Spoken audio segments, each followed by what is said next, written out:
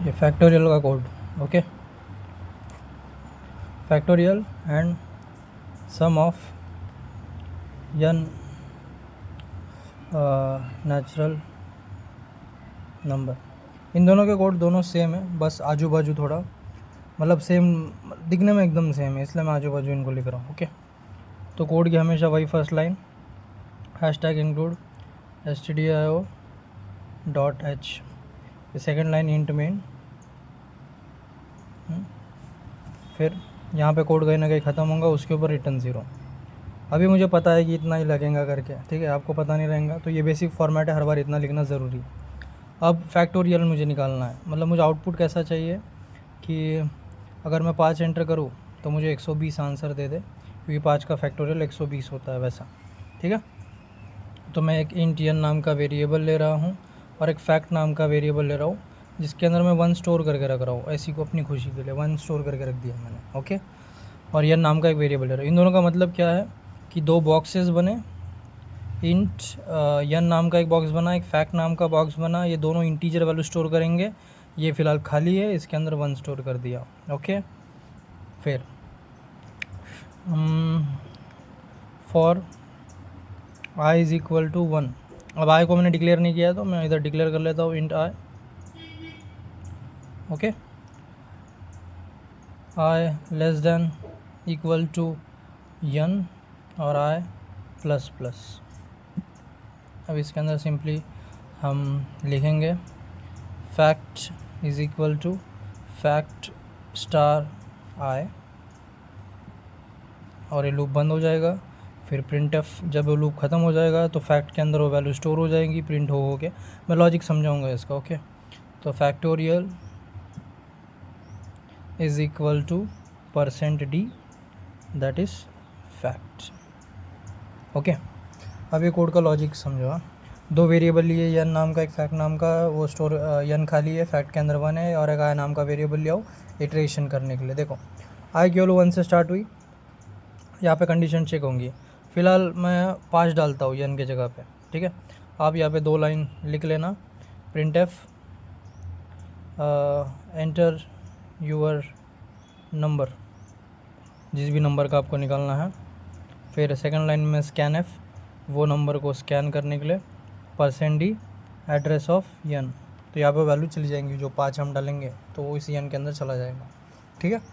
यहाँ पे आई के अंदर 1 है, अब फिलहाल यन की वैल्यू 5 ले रहा हूँ मैं, ओके।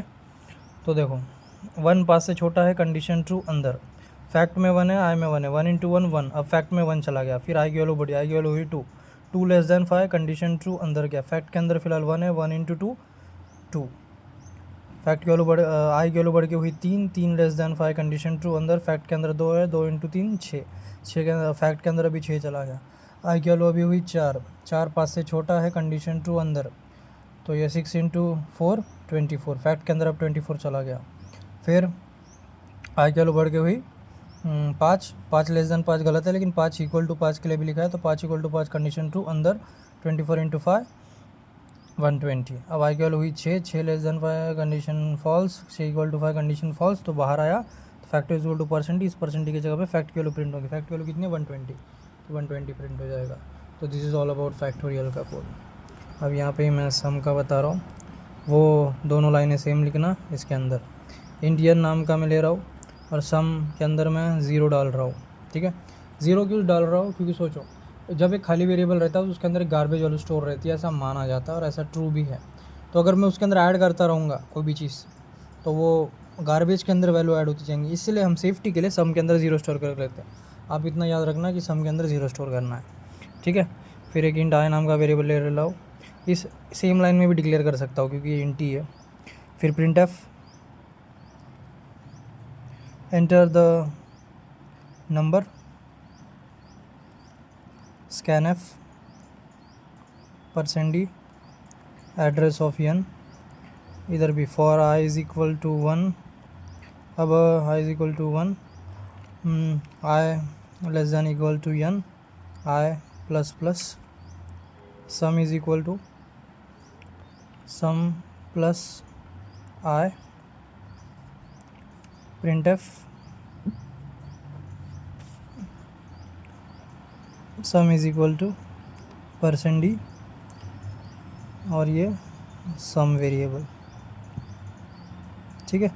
आप सजा के भी लिख सकते हो, sum of natural number is equal to percent D sum, या फिर आप sum of first 5 natural number is equal to percent d, जैसा आपको लगे प्रिंटअप अपने हिसाब से बना सकते हो। अब ये मेरा काम नहीं है because I taught in this previous lecture everything this.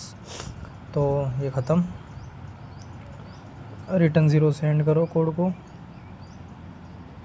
और ये ख़त्म। ओके, अब इसका हम रन करके देखेंगे एन के अंदर कितना है, वैल्यू हम डालेंगे 5। तो सम ऑफ फर्स्ट 5 नेचुरल नंबर हमें निकालना है, तो आंसर कितना आना चाहिए 1 + 2 + 3 + 4 + 5 दैट इज़ 15 आना चाहिए आंसर। ओके, सम के अंदर फिलहाल 0 है, अंदर आया। आई की वैल्यू 1 है, 1 लेस देन 5, इधर 5 है। अभी मैं इंटरनली कोड रन कर रहा हूँ, एन की वैल्यू 5 के लिए। तो condition true, 1 less than 5 condition true. Sum के अंदर 0 है, 0 + 1 1, तो सम के अंदर हो गया 1। आई की वैल्यू बढ़ गई 2, 2 लेस देन 5 कंडीशन ट्रू अंदर, तो 1 + 2 3, अब सम के अंदर 3 स्टोर हो गया। आई की वैल्यू बढ़ गई 3, 3 लेस देन 5। अब ये 3 + 3 6, फिर ये 6 + 4 होगा, फिर ये 10 + 5 होगा। इवेंचुअली यहाँ पे सम के अंदर स्टोर हो जाएगा 15, फिर ये बाहर आएगा, कंडीशन फॉल्स हो जाएंगे आई के लिए, फिर बाहर आके sum is equal to percent D sum, return 0।